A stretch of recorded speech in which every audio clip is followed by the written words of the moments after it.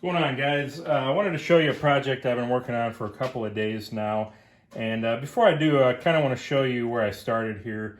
And the ultimate goal here was to improve my dust collection setup to something that was a little more well-designed, a little bit more convenient to use, and just fit my needs better than what I had. Now, what I started out with, I did make a video for not too long after building this machine, where I showed how I adapted this for use on my router with a shop vac.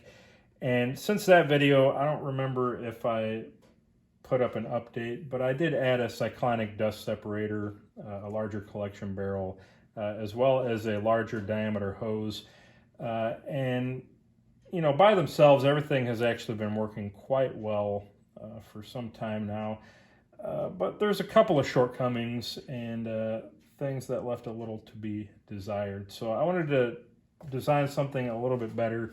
My biggest gripe with this one, for one, is that I had to remove the bristle brush, as it was just a little bit too narrow and was tending to suck up into the suction hole opening here, especially with larger like surfacing bits and such. It would kind of interfere with those. And the other thing is that the bracket that mounts to the spindle itself, this back piece was always kind of in the way. You know, you try to slide it up or down and adjust as needed. And this little screw here just never really seemed to work just right. It'd either be too loose or too tight, and it just really wasn't convenient at all. The other thing is a lot of these welds were starting to separate. That kind of held this together. And granted, I could have taken a little better care of this, but, you know, it's just starting to show its age. And not only that, but it's a little heavy. You got a lot of weight, kind of cantilever it out on the end here. Once you add the hose, it's even more. And I just felt like it could be improved. So I jumped on Fusion 360, started playing around with some CAD and CAM models, and ultimately ended up with these three pieces here. Which I hope to be a vast improvement on what I had. Now, the brush you can buy separately. I got that on Amazon. I think it was about $10. The material I used for the dust shoe housing or bracketry is some cellular PVC. It's a trim board that I got from Home Depot. It's 3/4 nominal thickness by about 5.5 inches wide, and 8 feet of that board run you about $25, give or take. So I basically made two separate models. One would be the bottom bracket or half of the shoe here that I actually ended up splitting. And then the top part was another model. And they both use the same size stock, about 5.5 by 10 inches, rough stock size. Cut everything out on the CNC counterboard here for some washers that I secured into place with some drywall screws. Got an adjustment knob or a tightening knob on the end here. Inlaid or inset a 1/4-20 nut for that thumb knob. And that's basically all this is. So you got your spindle hole and your suction hose hole here. And then for this piece, I've got a 1/4 inch groove around the periphery of the bracket. Counterboard a couple of 1/2 inch wide by 3/8 thick neodymium magnets. And then I've got a couple little tabs on the end here just for ease of removal and positioning, to give you a little something to grab onto. And it's really not much more than that, but I think it's going to work quite a bit more nicely than what I previously had.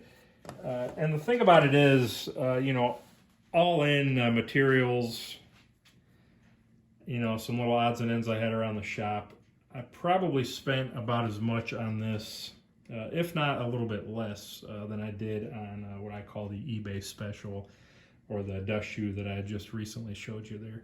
So, you know, I kind of wish I would have gone with something like this from the beginning. But we live and learn. I was going for convenience and ease of use at the time. And I just didn't know what I didn't know. So how this works, we can loosen up the thumb screw a little bit.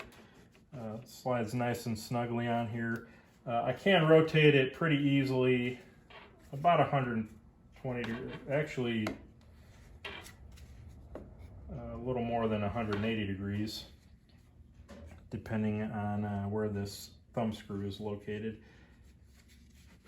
And what I'll probably end up doing is kind of pushing it up to the top here and then snugging the screw down to where it's nice and snug. And now what I can do, I can add my magnetic lower halves with the brush. And if I need to raise or lower it a little bit, to compensate for bit length, I can. When it comes time to change a collet or a bit out, I can remove my halves, and I have plenty of clearance, actually quite a bit more clearance than I did with that previous bracket, which again was one of my main gripes with this, is this back piece was quite often in my way. So already it's a good improvement. Now if I want to make different adapters or lower halves, I can. If I want to use a shorter brush, longer brush, I can easily make those. I've just got to get some more neodymium magnets. But taking this on and off, adjusting the height up and down, is just 1,000 times more convenient, faster, easier, and already I'm liking this quite a bit. Now, one little design consideration here is I did leave a raised step here, just to help index these halves a little bit more securely. Kind of see how it is. The other nice thing is I've got a lot more clearance, for larger bits, surfacing bits. And I also kind of flared the brush out just a little bit, so I'm hoping there's not nearly as much tendency for that to kind of suck in and contact any of the bits or the spindle while I'm running it. Granted, if I have it a little bit, too far down into the work, it may push it one way or the other. But these nylon bristles are already quite a bit better than what I had on the other shoe.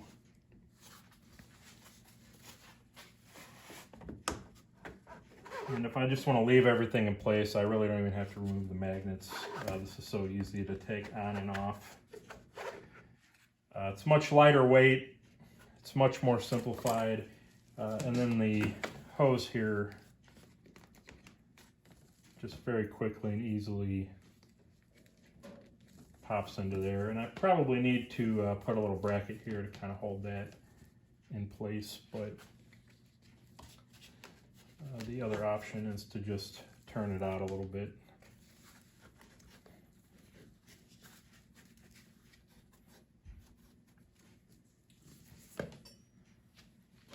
And that should be a much nicer setup for my dust collection while I'm running the router and cutting my pieces and projects.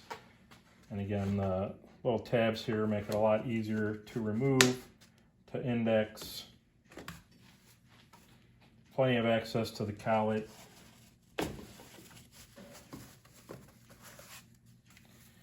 And if I just want to kind of set these out of the way while I'm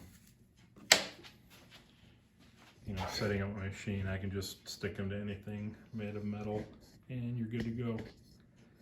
So that's it, guys. We'll keep this one under 10 minutes. If anybody has any questions, feel free to leave them below.